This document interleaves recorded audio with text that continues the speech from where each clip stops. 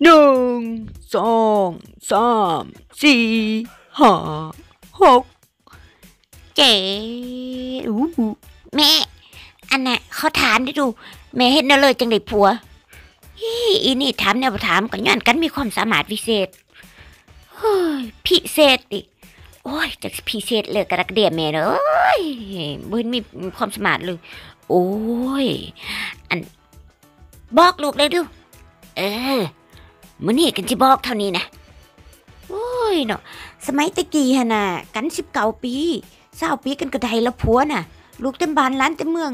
เท่าอันน่ะตอนนี้30 ปลายแล้วยังบ่ได้เท่าคนข้านแล้วเนาะโอ้ยอันนี้น่ะหาเอาได้ผัวน่ะสิหาอยู่ก็เลิกก็หาเน้อบ่ได้อยู่เกิดก็เอาอยู่ไกลเน้อเท่าเน้อ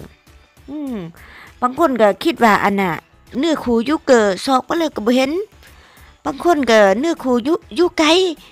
ก็ซอกก็บ่เห็นเนื้อคู่น่ะมันก็เบิ่งกันโดยใจบ่แม่นเบิ่งโดยทางนอกเด้อ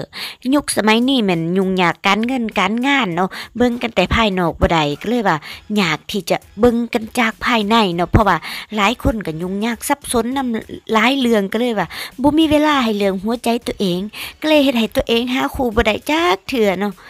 ก็เป็นนำวาสนาแดเนาะบางคนก็แฟนผัวหั่นน่ะเนาะอยู่ไกลโพดโศกก็บ่เห็นเนาะ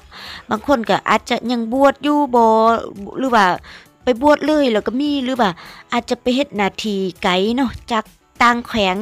ต่างประเทศก็มีเนาะบางคนก็อาจจะแปลงเพศไปเป็นเพศอื่นแล้วก็มีเนาะอันนั้นต้องเบิ่งให้ดีๆเนาะบางทีก็อาจจะมีนำเขาบ่หรือว่ายังบ่เกิดก็มีเนาะ